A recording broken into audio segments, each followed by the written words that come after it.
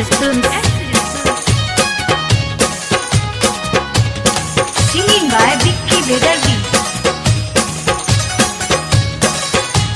Music by Sanjeev Suman. बोला बाबा बैजनाथ की। आइल बाटे सावन के महीना पावन, प्यार खातिर होला ई बड़ा सुहावन। आइल बाटे सावन के महीना पावन, प्यार खातिर होला ई बड़ा सुहावन। छोड़ दे हम दुनिया के सुना ये सनम, हमें रहब हाथ तो हर जन्म ओ जन्म। बनबू तू हमर तो हर बन जाइब हम, चल बोलबम। मंगिया सजाइब तो हर चल के बाबा धाम, चल बोलबम।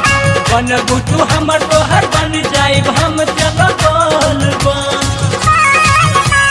बोला बाबा महेंद्रनाथ की।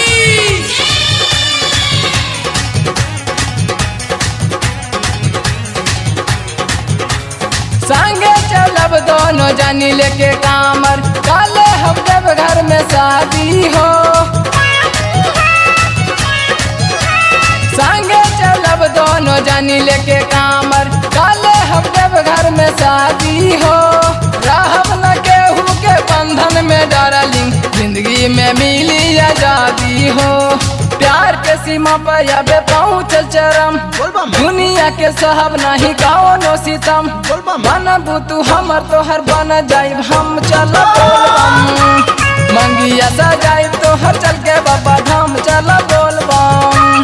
बनबू तू हमर तो हर बन जाइब हम, चल बोलबम।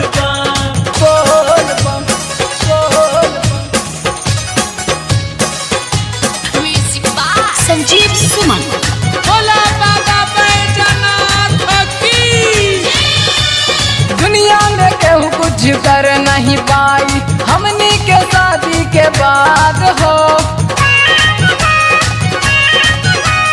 दुनिया में केहू कुछ कर नहीं पाई, हमनी के शादी के बाद हो। बिहन बाप तोहरा शीश डाले, भोले दानी से आशीर्वाद हो।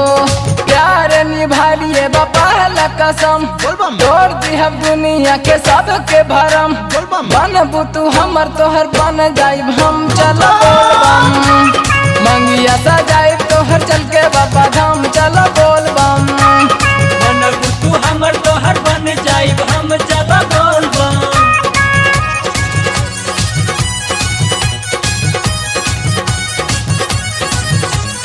S Series Films की धमाकेदार प्रस्तुति।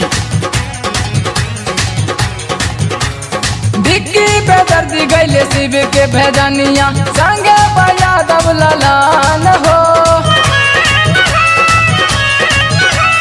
विक्की बेदर्दी गैले शिव के भेजनिया, संगे यादव ललान हो।